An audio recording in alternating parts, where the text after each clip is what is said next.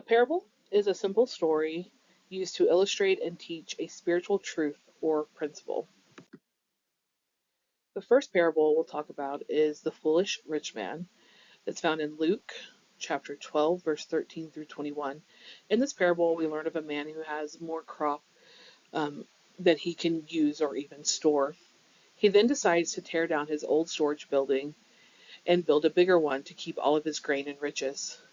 The rich man then said unto himself that he has enough for many years, and he can eat, drink, and be merry. God then chastised him, calling him a fool, and told him that he will die tonight, and then what will happen with all of his wealth.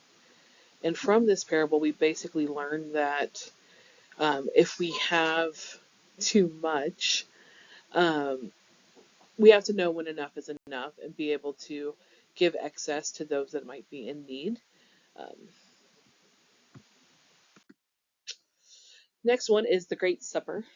And this parable is about a man who cooked a large dinner. And although his neighbors and friends agreed to come, they all backed out at the last minute and left this man with excess food. Then, when realizing he had much to give, the man asked his servants to go out and gather people from the streets and bring them in to eat. And when there was still room left, he asked them to go farther and gather more. So, what is this one teaching us? It's a parallel of the gospel. We can prepare and offer the light of the gospel to those around us, but not everyone will partake. Some may not want to give up vices, or pay tithing or live the law of chastity. But we should still try to gather those around us and offer, because I personally know that living without the gospel is not really living. The next is the prodigal son. The prodigal son parable is one of the most known parables told in the scriptures. It is a story of two sons, the younger son who asked to have the inheritance early and went off to squander it, and the older son who stayed and helped his father.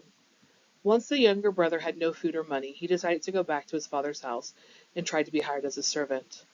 Instead of looking down on him for his transgressions, the father rejoiced in his homecoming.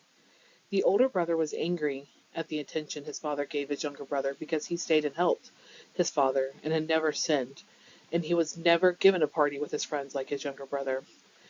Then the father reminded him that he loves him and will give all that he has to his oldest son, but also reminded him that they thought his brother was dead and now is alive, and he was lost but now is found. And this one just again talks about how we all want that one that has gone away, either gone away from the gospel or from our family, to come back, and how we will rejoice in them and love them the same. The next parable is the unjust steward, which is in Luke chapter 16, verses 1 through 12. This parable, or the parable of the unjust steward, is about a business manager who manipulates his employer's debts. When the employer, the rich man, learned that his steward, the business manager, may not be acting in his best interest, the employer asked for a meeting and a report. The steward then called a meeting of the rich man's debtors and offered them steep discounts off their debt so that he could have good favor with them later should he need it.